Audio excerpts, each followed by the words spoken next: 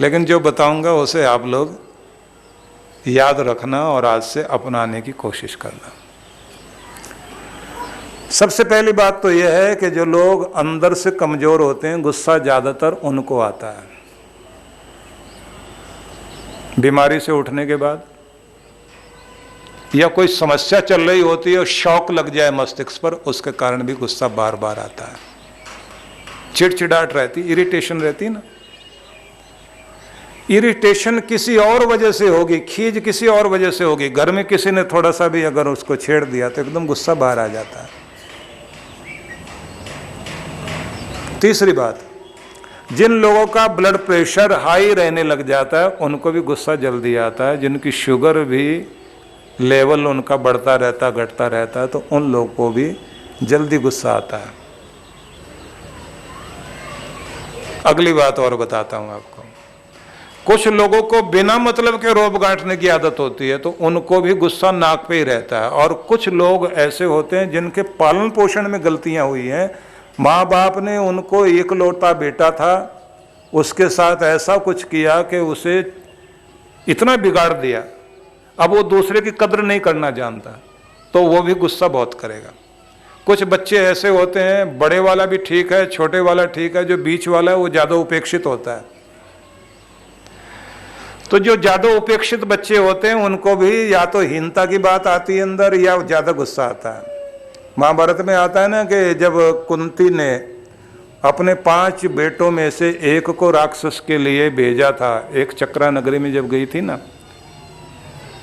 तो उन्होंने कहा कि एक बच्चे को भेजना ही पड़ेगा राक्षस के लिए, हर घर से एक व्यक्ति उस राक्षस के लिए जाता है। भीम आगे आया, उसने कहा मेरा नंबर लगा दीजिए।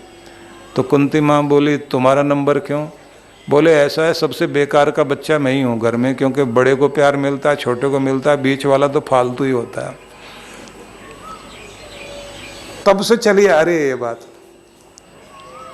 बीच वाले को बेचारे को ऐसे समझते हैं, सारा प्यार या तो बड़े वाला ले जाएगा, छोटे वाला ले जाएगा। तो जो उपेक्षित रहता है उसे भी खीज अंदर बहुत रहती है। उनके घर में भी गुस्सा ज़्यादा चलता है, जहाँ पति शराब पीकर पत्नी को पीटता हो और बच्चे सामने देखते हों। इतिहास में अगर इन लोगों का वर्णन पढ़ें तो आपको बहुत आश्चर्य लगेगा। नीरो एक ऐसा ही बच्चा था जिसने रोम में 3000 लोगों को जलाकर मारा था। अपने पिता को मारा बाद में, क्योंकि पिता उसका ऐसा ही था, शराब पीकर माँ को मारा करता था। राजा नीरो की कहानी सुना रहा हूँ आपको। स्टालिन की बात आपको बताई, हिटलर की बात अगर कहें, अनाथालयों में पढ़ा, दुनिया की लानत सही, दुनिया का गुस्सा सहा, बड़ा होकर दुनिया में निकाल दिया। ईदी अमीन की कहानी पढ़ लीजिए। पूरी दुनिया के, मैं ये उदाहरण इसलिए दे रहा हूं, ज्यादातर मैं उदाहरण जो दिया करता हूं वो नकली उदाहरण नहीं देता, इतिहास के इसलिए उदाहरण देता हूं कि सत्य की व्याख्या करने के लिए सत्य बात ही रखनी चाहिए। तो सार ये हुआ कि अगर घर में मारपीट चलती है, बच्चे उस चीज को सीखते हैं। अपने बच्चों को प्यार से पालना चाहिए। तो गुस्सा इस तरह से लोगों के जीवन में पनपता है, लेकिन अगर गुस्से की आदत पड़ ही गई है तो क्या करना चाहिए? अब उसके विषय में जो मैं कह रहा हूँ उसे आप ध्यान से सुनेंगे। अगर गुस्सा आपको आता है तो सबसे पहले देखिए आता किधर से है। तो पहले आएगा कनपट्टी के पास से। चिंगारी पहली जो है आपके कान के पास से आती है और चलते चलते यहाँ गर्म होना शुरू हो जाता है। जैसे कनपटी गर्म होनी शुरू हो उसी समय लंबे गहरे सांस लीजिए, मुस्कुराने की चेष्टा कीजिए, बात को बदलिए, जगह को छोड़िए, पानी पीना शुरू कीजिए, जीभ को दांतों से दबाइए, ध्यान बटाइए, भगवान में मन लगाकर सोचना शुरू कीजिए। बुरी घड़ी है, टाल देना अच्छा है। तीर छूटने से पहले रोक लोगे तब तो बात ठीक है, अगर निकल गया माई का लाल नहीं कोई रोक पाए उसके बाद। तो कनपटी जब गर्म होने लग जाए, यहाँ से चलते हुए गुस्सा जो है पहले इधर की तरफ आएगा, फिर उसके बाद माथे पर आएगा, यहाँ से सरक कर सीधा भ्रुकुटी पर आ जाएगा। यही तंती है सबसे पहले। और अगर यहाँ से भी सरक गया नीचे तो आँखों में आता, आँखें फैल जाती हैं ऐसे। और अगर गहरा हो गया तो आँखें लाल। और अगर और आगे बढ़ गया तो नथुने फूल जाएंगे, आप देखते हैं ना। और अगर आगे बढ़ गया तो होठ फड़कने शुरू हो जाते हैं। और अगर और आगे बढ़ गया तो दांत पीसना शुरू कर देगा आदमी। और अगर और आगे बढ़ गया तो मुट्ठियां कस लेगा। और आगे बढ़ गया बाहें चढ़ाएगा। फिर अभी देखता हूं। यह है साइकोलॉजी, मनोविज्ञान। तो इसलिए आपसे कहा शुरुआत कहाँ से करेंगे? जब कनपटी गर्म होने लग जाए, यहीं से आप अपने को शांत करें। और एक बात सोचें कि गुस्से से किसी चीज़ का कोई इलाज नहीं है। गुस्से से कुछ नहीं बनने वाला। बाद में बात करेंगे, अभी इनको अपनी बात कह लेने दो। जब ये शांत हो जाएंगे, शांत अवस्था में अपनी बात को तरीके के साथ कहकर हम भी समझाएंगे, बात बनेगी, जरूर बनेगी। अपने समय को खराब नहीं करना चाहिए। गुस्सा जब बढ़ने लग जाता है तो ये बात ध्यान रख लेना कि गुस्से के साथ उसकी बहन आती है बाहर। इनकी एक फैमिली है, एक परिवार है इन लोगों का, ये अकेले नहीं रहते। जैसे भाई बाहर आएगा तो होता क्या है, इनका बड़ा भाई है अभिमान, अहंकार। आपकी ईगो हर्ट हो जाए एक बार, मतलब अभिमान पर कोई चोट मार दे, बदला लेने के लिए भाई आ जाएगा बाहर, उसका नाम है गुस्सा। और गुस्सा जैसे ही बाहर आएगा तो उसके साथ बहन आती है, बहन का नाम है जिद। लोग समझाएंगे उसके तो बुद्धि खराब है, आप छोड़ो ना उसको, आप क्यों इतनी ऐसी बात में पड़ गए हो, आप तो बड़े आदमी, आप तो समझदार आदमी है। उसी समय बहन कहने लग जाती है आके, भैया छोड़ना नहीं, ये रोज रोज का खेल हो गया इनका, और हम कोई डरते हैं किसी से? बस इतना ही कहना है। बहन जो है वो जिद जो है ना, वो जाने नहीं देती। लोग कहते ना छोड़िए यहाँ से, बात टालिए, रुकता नहीं आदमी। दो आदमी हाथ में हथियार लेकर लड़ रहे हैं, एक ने हथौड़ा पकड़ा हुआ, दूसरे ने भाला। एक कहता सिर फाड़ दूंगा, टुकड़े कर दूंगा, दूसरा कहता आर पार कर दूंगा शरीर के। अब लोग समझाने के लिए आए, भाई साहब क्यों लड़ रहे हो, इतने बड़े खानदान के आदमी हो, लोग क्या कहेंगे, आप कर क्या रहे हो, रुको। अब वो सुने ही नहीं और लगे ये अभी एक दूसरे को मार देंगे। इतने देर में एक आदमी आया, उसने कहा भाई साहब रुकना, ये पर्चा है आपका, ये लीजिए। दोनों को एक एक पर्चा पकड़ाया और जैसे पर्चा उन्होंने पढ़ा, वो लड़ाई छोड़ के चल पड़े। लोगों ने पूछा कि ऐसा क्या मंत्र था आपके पास जो आपने इनको दिया और ये लड़ाई छोड़ के चल पड़े? बोले मैंने अपने क्लिनिक का पर्चा दिया है कि मेरी क्लिनिक बराबर में है, हड्डी जोड़ने का काम बहुत अच्छा करता हूँ और बढ़िया प्लास्टर भी होता है हमारे यहाँ, ऑपरेशन करवाना, एक बार मौका देना, आप सेवा का मौका देना। अब मैंने वो पर्चा जो दिया तो उन्होंने लड़ाई छोड़ दी, भाग गए।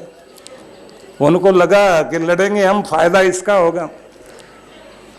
असल में बात यही है कि अगर आप लड़ोगे तो कहीं काले कोट वाले को फायदा होगा, कहीं खाकी वर्दी को फायदा होगा, कहीं किसी और को फायदा होगा, किसी को भी हो जाएगा, लेकिन आपको तो कोई फायदा नहीं होगा। जिंदगी भर के लिए आंसू ही रह जाएंगे। इसलिए मैं एक ही निवेदन करूंगा आप सभी से, अपने गुस्से पर काबू पाना सीखिए। जैसे ही कनपटी गर्म होने लग जाती है, उसी समय अपने आप को रोकना शुरू करें। लंबा गहरा सांस लोगे, ठंडी हवा अंदर जाती है ना, आग बुझेगी। और एक खास बात, जब तक मुस्कुराते रहोगे गुस्से का जहर नहीं चढ़ेगा। ये असर ही तब करता है जैसे ही आप मुस्कुराना बंद कर देते हैं, या समझ लीजिए गुस्सा आया, मुस्कुराहट गई। गुस्से वाला आदमी मुस्कुरा ही नहीं सकता। जब तक आप मुस्कुराते रहोगे गुस्से का जहर नहीं चढ़ेगा। तो इसलिए मुस्कुराते रहना, लंबे गहरे सांस लेना, जीभ दांतों से दबाकर ध्यान बटाना और पानी पी लेना, जगह छोड़ देना, ये इलाज हो सकता है। बाद में आप अपनी बात समझा सकते हैं, लेकिन ये सारे प्रयोग जल्दी जल्दी कर लेना, क्योंकि अगर आप जो है ये प्रयोग करने लग जाएं, देर कर दें थोड़ी सी भी, तो गुस्सा अपना काम कर जाएगा और आप कहेंगे कि मंत्र काम नहीं आया।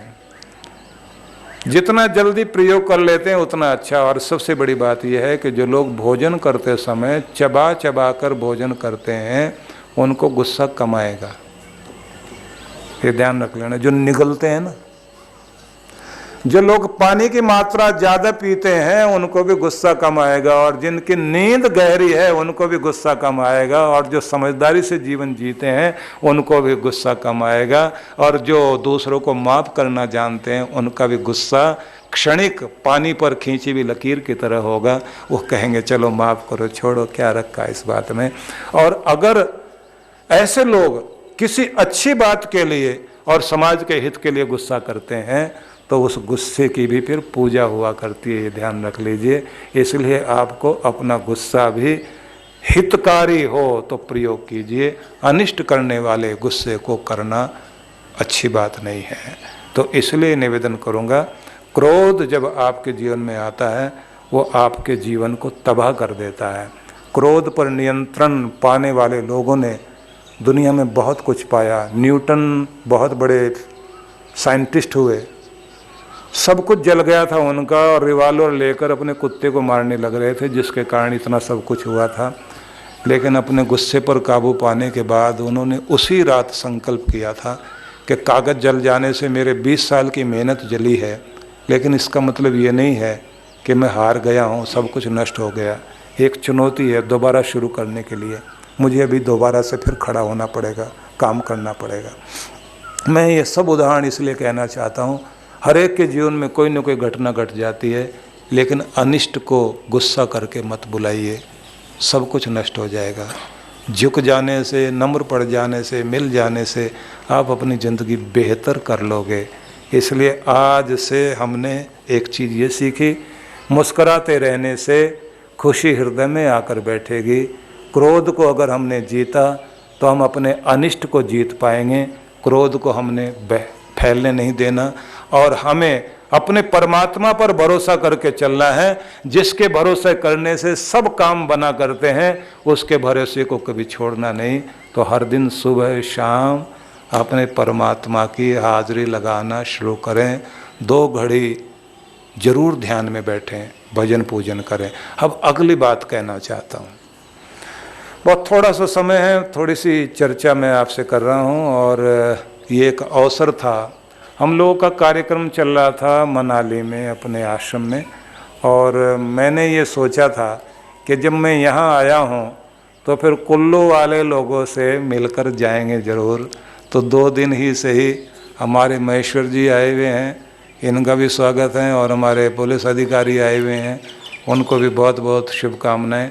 आप सभी को मैं बहुत बहुत अभिनंदन करता हूँ और बहुत सारी शुभकामनाएं और आशीर्वाद भी प्रदान करता हूँ।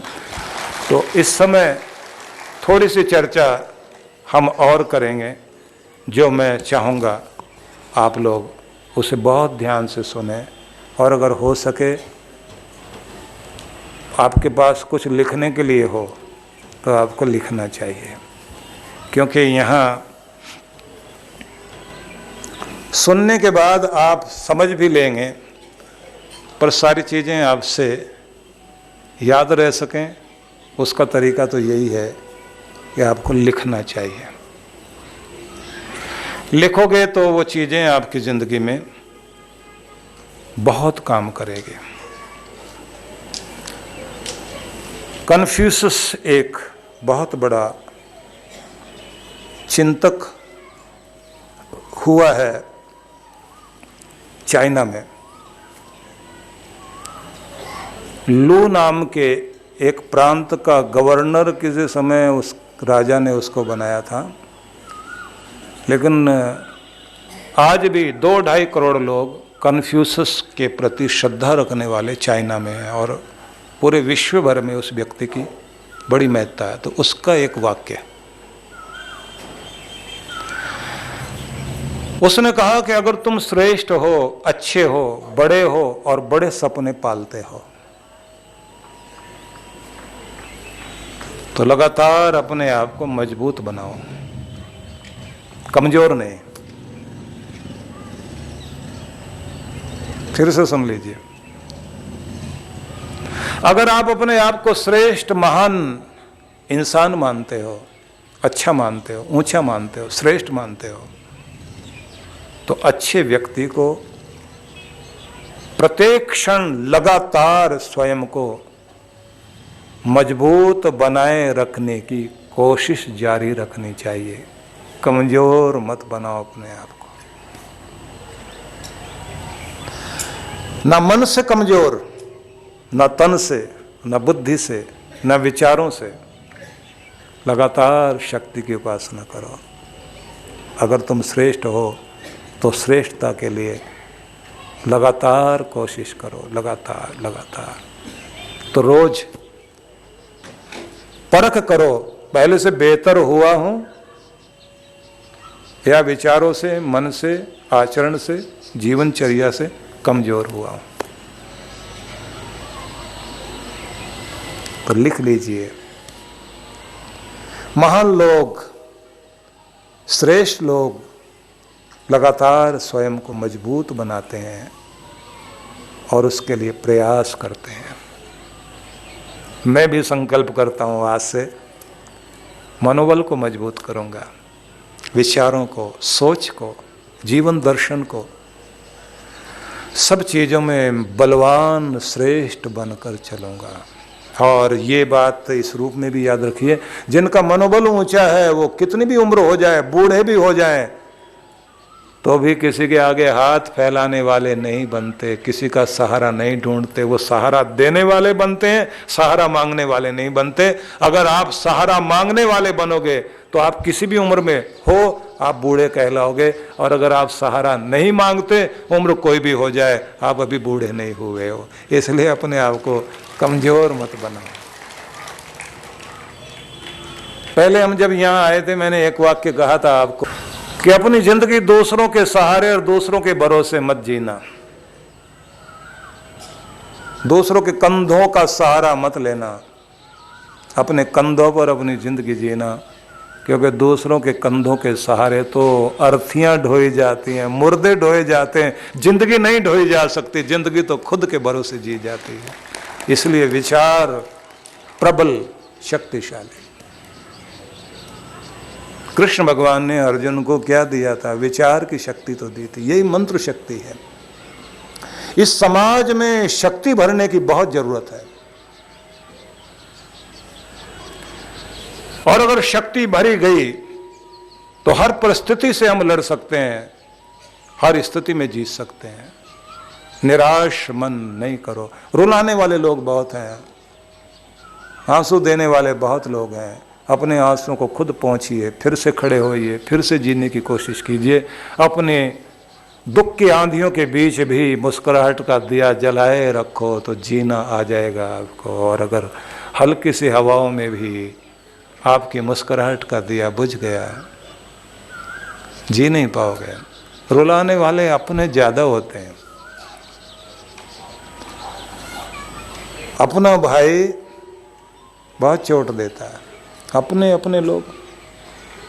सुनार लोहार दोनों की दुकानें पास पास में थी और काम चल रहा था। ठक ठक की आवाज आ रही है। एक टुकड़ा लोहे का टूटकर सुनार की दुकान में आकर गिरा। सोने ने लोहे से कहा, मित्र पिट हम भी रहे, पिट तुम भी रहे हो। और बड़ी आवाज करते हो तुम तो। लोहे से कहा, बहुत आवाज करते हो, हमको भी देखो, हमको भी मोड़ा जा रहा है, तोड़ा जा रहा है, घुमाया जा रहा है, पीटा जा रहा है, लेकिन आवाज कितनी कम। लोहे को गुस्सा आया, उसने कहा, जानते हो तुम्हें जो पीटा जा रहा है ना, सुनार जब काम करता है ना तो वो ज्यादातर लकड़ी की हथौड़ी रखता है, तो वो लोहे की मारेगा तो टूट जाएगा। और लोहा जो पीटा जाता है लोहे की हथौड़ी से, बड़े बड़े हथौड़े से पीटा जाता है। तो लोहे ने कहा, मित्र तुम को जो पीट रहा है वो पराया पीट रहा है, इसलिए आवाज कम आ रही है। और मुझे जो मार रहा है मेरा अपना ही मार रहा है, इसलिए तन पर भी चोट लगती है और दिल पर भी चोट लगती है। बर्दाश्त करना बहुत मुश्किल है, इसलिए आवाज़ ज़्यादा आती है। ये रुलाने वाले अपने भी बहुत हैं और बहुत ज़्यादा रुलाते हैं, लेकिन अगर दिल पर लगाओगे तो जीना मुश्किल हो जाएगा। नहीं ध्यान देना इस बात पर। कोई भी कुछ भी करे, लेकिन इतने मजबूत बनाइए खुद को। आंसुओं को रोककर अपनी मुस्कुराहट बनाकर अपने मालिक का, परमात्मा का भरोसा रखकर बढ़ते चले जाओ। जब हाथ उसने थाम रखा है तो आपको कौन रोक सकेगा। जिसे रुलाएगा भगवान, उसे हंसा कोई नहीं सकता, और जिस पर मुस्कुराहट देगा परमात्मा, उसे दुनिया में रुला कोई नहीं सकेगा। इसलिए आप अपना हाथ अपने राम को, अपने गोविंद को, अपने कृष्ण को, अपने शिव को, अपने इष्ट देव को, जिस रूप में भी भगवान को पूजते हो, उसे अपना हाथ पकड़ाओ। उसे कहो कि मैं तेरा हूँ, सिर्फ तेरा। तो इसलिए मैं ये कहूँगा, लगातार स्वयं को मजबूत कीजिए। दूसरी बात, नोट करते रहना कागज पर, क्योंकि मेरी बात सुनते सुनते भाव में मत बह जाना, लिख लेना, याद रहे।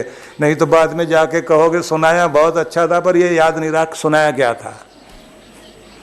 तो अगली बात, प्रत्येक प्रभात सुबह ऊर्जा और प्रफुल्लता के साथ जागिए, और सिर्फ जागिए नहीं, जागने का आनंद लीजिए।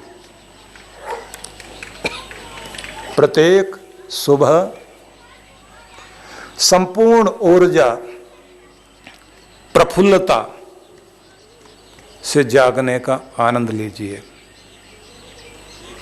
जोश, ऊर्जा, प्रफुल्लता खिले हुए, जैसे सुबह सुबह आसमानों से ओस की बूंदें घास पर आकर टिकती हैं, मोतियों की तरह सजती हैं, और सूरज की स्वर्णिम किरणों के साथ वो ओस की बूंदें मोती की तरह चमक रही होती हैं। फूल खिल रहे होते हैं। सुबह का एक वातावरण बड़ा ही जागृति देने वाला, ताजगी देने वाला होता है। तो आप ताजगी के साथ जागिए, मुस्कुराहट के साथ, और सुबह का आनंद लीजिए। ये नहीं सुबह उठते माथे पे हाथ मारा, फिर एक और दिन शुरू हुआ, पता नहीं क्या क्या मुसीबतें, जो रात में याद आ रही थी मुसीबतें, उनको सुला के सोए, सवेरे पता नहीं कहाँ कहाँ से जाग के आ गई, इतनी आ रही जा रही। ब्रेकिंग न्यूज चल रही है मुसीबतों की। अगर ऐसा चल भी रहा हो तो कागज पे नोट करते जाना है, ये समस्या, ये समस्या, ये समस्या, ये समस्या, और मीटिंग करके उनका समाधान लिखते चले जाओ। एक्सपर्ट से सलाह लो, हर एक से नहीं। राय साहब बहुत हैं दुनिया में, हर एक की राय मत मान लेना। एक्सपर्ट की सलाह लो और उसका इलाज होगा। समस्या जब भी आंखों के सामने आए नोट कर लो। अगली बात ध्यान से सुनना, लेकिन समस्या पर ध्यान नहीं टिकाना, समाधान पर ध्यान टिकाना। समस्या पर जब भी ध्यान टिकाओगे चिंता बढ़ने लग जाएगी, और समाधान पर ध्यान टिकाओगे तो एनर्जी जो है इलाज ढूंढने में लग जाएगी। अच्छा ये करके देखता हूँ, अच्छा वो करके देखता हूँ, रास्ता तो निकल आएगा कोई ना कोई। मुझे भरोसा है, भगवान ने मुझे हमेशा साथ दिया है, मेरे लिए कोई ना कोई रास्ता निकाला है, अब तक निभाया है, आगे भी निभाएगा, अब तक दिया है आगे भी देगा। मैंने तो उसका पल्ला पकड़ लिया है, वो जरूर कृपा करेगा। ऐसा अगर आप मन में सोचेंगे शांति आएगी। तो प्रफुल्लता के साथ जागिए, ताजगी के साथ, और वैसे ही विचार मन में उगाने हैं। खास बात, दिव्यता का आह्वान करो। हे दिव्य परमेश्वर, अपनी दिव्यता, अपना ओज तेज, अपना आनंद, अपनी शांति, अपना प्रेम मेरी ओर भेजिए। मुझे उस प्रेम से ओतप्रोत कीजिए। मैं तेरी शक्ति से ओतप्रोत होना चाहता हूँ। सौभाग्य को अपनी तरफ बढ़ाओ, अभी हम लोग जब ध्यान सिखा रहे थे उसमें एक मैं ऊर्जा ध्यान के बारे में बता रहा था कि मंत्र बोलकर सुबह सुबह जब सूर्य की किरणें आती हैं तो उस समय आह्वान करना चाहिए, तेजोसी तेजोमयी देहि, तेज पुंज भगवान मुझे तेजस्वी कर, ओजोसी ओजोमयी देहि, तू अपने दिव्य सौंदर्य से मुझे भी युक्त कर, खिला हुआ मुस्कराता हुआ कर्मठता से बहादुर बनकर समस्याओं से लड़ता हुआ दिखाई दूं, डरपोक भगोड़ा बनकर ना जियूं। तो ऊर्जा ग्रहण करनी चाहिए। और सुबह सुबह ये भी ध्यान रखना है कि अपनी दौड़ स्वयं ही दौड़नी है, मेरे लिए कोई दूसरा दौड़ने वाला नहीं है, इसलिए मुझे ही सब करना होगा। रोकर करूं या हंसकर, तो फिर रोकर क्यों, हिम्मत से अपने काम करूंगा, भगवान मुझे शक्ति दे, मैं अपने कार्य में सफल हूँ। ये बिंदु नोट कर लीजिए आप लोग और इसे रोज दोहरा कर देखिए, आपके अंदर एक नई शक्ति जागृत हो जाएगी। और यदि आप ये कहें पता नहीं कब वक्त ठीक होगा, पता नहीं अब तो 7:30 ही चल रही है या ढैया चल रही है शनि की, कब क्या होगा। मैंने देखा है कि जो हार मान जाते हैं वो हार जाते हैं, और जो हार जाते हैं लेकिन हार मानते नहीं, उन्हें मैंने जीतते हुए देखा है हमेशा। हार जाओ भले ही, पर हार मत मानना। जो हार मान गए तो हार गए, और जो हार नहीं मानी तो वो कहते हैं एक कदम हारे हैं लेकिन जीतने के लिए, अब फिर से उठेंगे और जीत के दिखाएंगे। ऐसे लोग हमेशा जीते हैं, दुनिया में आगे से आगे बढ़े हैं। तो इसलिए कभी भी हार नहीं। हाँ, इस बात को ऐसे भी समझिए, अगर बीमारी ने आपको हराने की चेष्टा की, बिस्तर पर डाल दिया, तो भी लेट जरूर गए हो, हार मत मान लेना, नहीं फिर से ठीक होऊंगा, फिर से खड़ा होऊंगा, जल्दी ठीक हो जाता हूँ, बीमारियाँ भाग जाएंगी, स्वस्थ हो जाऊंगा। ऐसी कौन सी चीज़ है जो ठीक नहीं हो सकती। फिर से विश्वास रखो और खड़े हो। अपनी निर्धनता, अपने घर की विपन्नता, अपने घर की समस्याएं सबको जीत लोगे आप, लेकिन धीरज रखकर, मन को निराश नहीं कीजिए। सुबह सुबह जब आप जागते हैं तो उस समय आपको भगवान का धन्यवाद करना चाहिए। परमात्मा तेरी कृपा से आज का सुंदर दिन देखने को मिला, मैं धन्यवाद करता हूँ, और आज का दिन मेरे लिए मंगलमय हो। मैं इस दिन को यादगार बनाने की चेष्टा करता हूँ। सारा दिन खुश रहूँगा, प्रसन्न रहूँगा, कर्मठ रहूँगा, किसी का मोहताज नहीं रहूँगा, किसी का सहारा नहीं ढूंढूंगा, सहारा दूंगा। आनंद से जीवन व्यतीत करते हुए अपने दिन को ऐतिहासिक बनाऊंगा। संपर्क में आने वाले लोगों को मेरी मधुरता और मेरी दिव्यता का अनुभव हो, इसका आशीर्वाद चाहता हूँ। हमारी शैतानियत का अनुभव नहीं होना चाहिए, हमारे भलेपन का अनुभव हो। जहाँ भी जाएं, जैसे भी जाएं, जिनके साथ भी संपर्क करें, तो आपको हर दिन प्रार्थना करके दिन की शुरुआत करनी चाहिए। और शाम को भी जब आप लोग सोते हैं तो प्रार्थना करते हुए नाम जपते जपते लेटिए, और आप देखेंगे कि वो जो आप मस्तिष्क को खाली करके सोते हैं वो आपको बहुत शक्ति देगा। जो लोग दुखी होते होते रात में सोएं, उनका मन भी कमज़ोर होता है, मस्तिष्क भी कमज़ोर होता है, और उदासी अगले दिन भी चेहरे पर आ जाती है। डिप्रेशन आज के दौर की बहुत बड़ी समस्या है। डिप्रेशन, लगातार रहने वाला तनाव डिप्रेशन पैदा कर देता है। चिंता का आ जाना बुरा नहीं है, चिंता का टिक जाना बुरा है। तनाव का आ जाना बुरा नहीं, तनाव का टिकना बुरा है। कोई भी तनाव, जब टेंशन ज़्यादा देर टिकती है तो वो आपको बीमारियां पैदा कर देती है। 70% बीमारियां लगातार टिके रहने वाले तनाव के कारण होती है। और जिसको एक बार उदास रहने की आदत पड़ जाए तो फिर उसके जीवन में कितनी भी खुशी आ जाए, वो बेचारा वैसा ही रहता है, वो मुस्कुरा नहीं सकता। उस आदमी से कहो आप हंसते नहीं, मुस्कुराते नहीं कभी भी। नहीं नहीं मैं खुश हूँ। मुस्कुराओ जरा। नहीं नहीं शक्ल ही ऐसी, वैसे मैं खुश हूँ। भगवान ने तो ऐसी शक्ल नहीं बनाई। एक बार अगर आदत डाल दी तो उदास ही बने रहेंगे। इसलिए कहते हैं ना कि गम सहकर भी मुस्कुराओ दुनिया में। यहां बुज़दिलों की बशर नहीं होती, हंसना भी जरूरी है जिंदगी के लिए, रोकर जिंदगी गुजर नहीं होती। इसलिए कुछ भी हो गम सहकर भी मुस्कुराने की आदत डालनी चाहिए। कौन ऐसा आदमी जिसके पास परेशानियां ना हो? परेशानियां अपनी जगह रहेंगी, जिंदा दिली रहनी चाहिए। और ध्यान रखिए कि आपको हर दिन एक बहुत बड़ी बात अपनानी होगी। आपकी जिंदगी के नियम, पूजा का नियम, सोने का, जागने का, उठने का, बैठने का, खाने का, पीने का, अगर आपका नियम ठीक है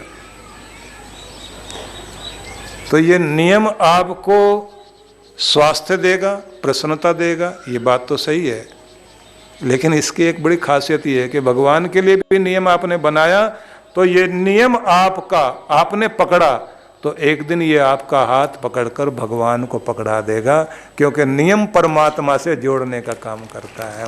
इसलिए ये आप नोट कर लीजिए कि मेरी जिंदगी में नियम है। यदि नहीं है तो आज से होगा। दूसरी बात, जो लोग टाइम मैनेजमेंट को जानते हैं, समय प्रबंधन को जानते हैं, वो थोड़े से समय में भी बहुत बड़ी तरक्की करते हैं। और जिन लोगों को अपना समय साधना नहीं आता, उन लोगों को पता भी नहीं लगेगा जिंदगी कब पूरी हुई, रोते धोते हुए, और काम भी कुछ नहीं हुए। एक बड़े से बड़े राष्ट्रपति के पास, प्रधानमंत्री के पास भी वही 24 घंटे हैं। एक साधारण मजदूर के पास भी वही 24 घंटे हैं।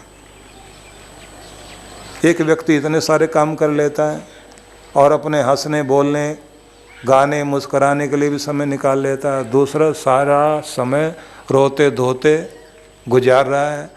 समय कैसे व्यतीत करते हैं आप? समय का प्रबंधन करना सीख जाइए।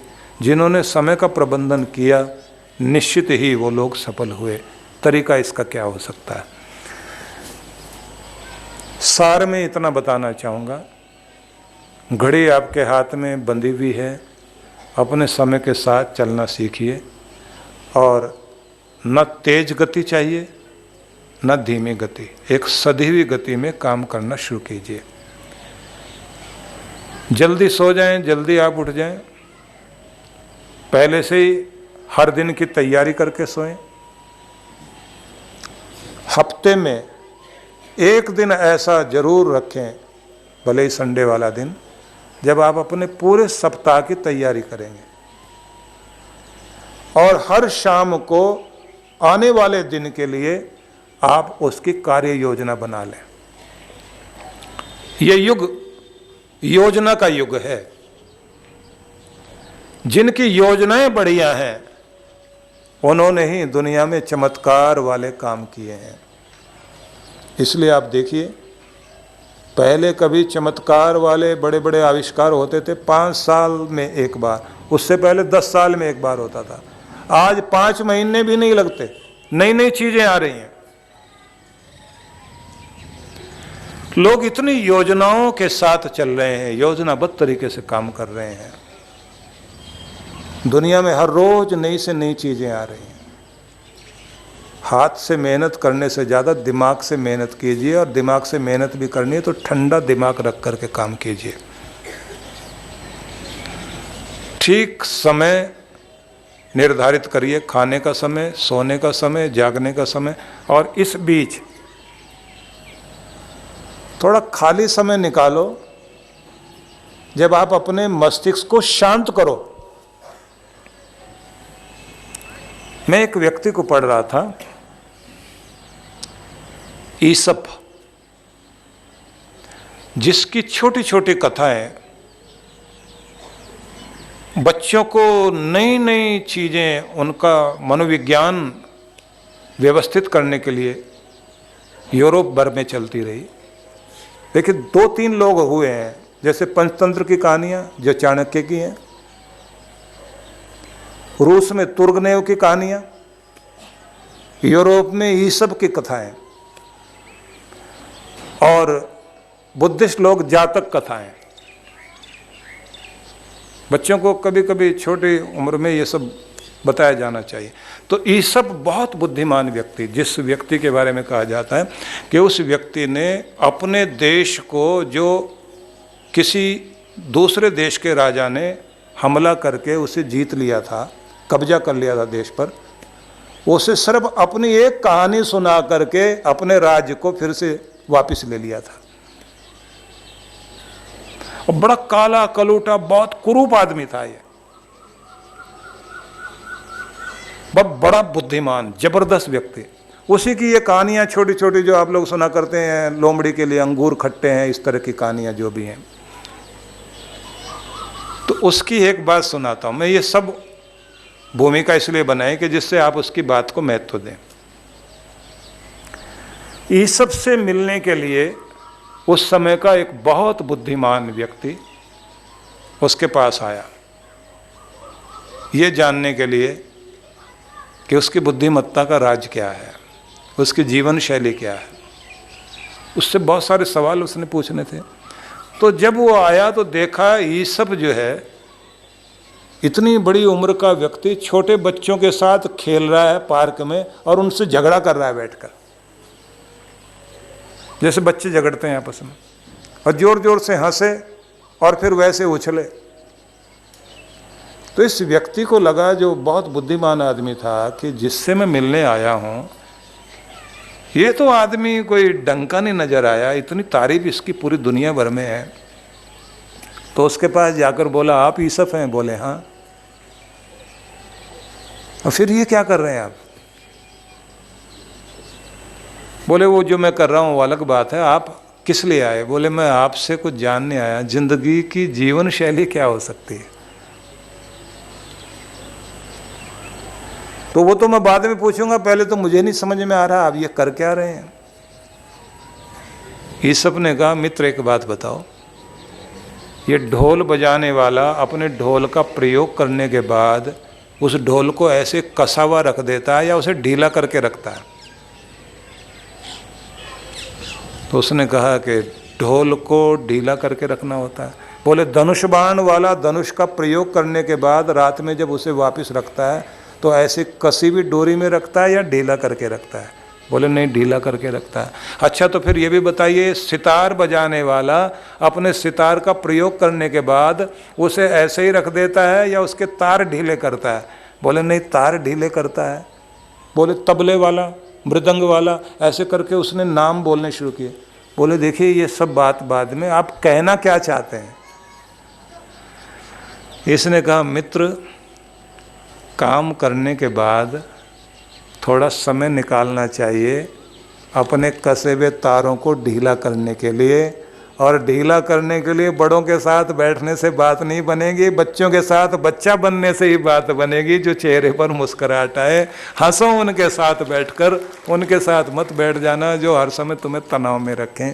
प्रकृति के बीच जाओ, संगीत में सुनो, गाओ, गुनगुनाओ, कोई चित्र बनाओ, कोई फोटोग्राफी कर लो, कुछ और काम कर लो, लेकिन कहीं ना कहीं ऐसी जगह निकलो कि जहां आप थोड़ी देर हंसो, मुस्कुराओ, थोड़ा अपने आप को अवकाश दो, थोड़ी शांति करो, थोड़े खुले में बैठो, थोड़ा अपने खुद के साथ बैठो। जब आप इस तरह बैठते हैं तो एक नई ताजगी लेकर आप खड़े होते हैं, और जब नई ताजगी लेकर आते हैं तो आपकी बुद्धिमत्ता और तीखी हो जाती है, काम करने की क्षमता आपकी बढ़ जाती है। इसलिए हर समय आप अपने आप को ऐसे बिजी मत रखा करें। बस यही मैं आपसे भी कहना चाहता हूँ कि समय निकालिए, समय को नियम से बांधिए, अनुशासन को अपनाइए, योजनाबद्ध तरीके से चलना शुरू कीजिए, अपनी लाइफ के सिस्टम बना करके चलिए, और खुद के साथ कठोर बनिए। खुद के साथ जब आप कठोर बनते हैं तो जिंदगी आसान बनती है। तो मैं बहुत बहुत शुभकामनाएं आप सबको देता हूं और आपसे कहूँगा कि भक्ति के लिए समय निकालिए। आपका मन जब भगवान का हो जाता है तो भगवान फिर आपके हो जाते हैं। भगवान को अपना बना कर देखिए, कोई कमी जीवन में नहीं रहेगी। बनाने का तरीका क्या हो सकता है भगवान को अपना, वो विधि भी आपको मैं बताऊंगा, लेकिन वो कल। हमारे पास थोड़ा सा ही समय है। कल का सत्संग का पूरा दिन है हमारे पास, सुबह और शाम का।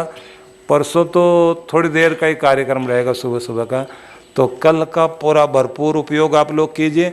ऊपर वाले से भी प्रार्थना करते हैं कि आशीर्वाद देने ज़रूर आएँ, लेकिन छींटे मार के जाना, ज़्यादा काम मत कर देना क्योंकि उसके प्यारे आए हुए हैं। क्योंकि कभी कभी वो स्नान कराने बैठ जाता है ना। लेकिन कुछ भी हो, आपने आना है।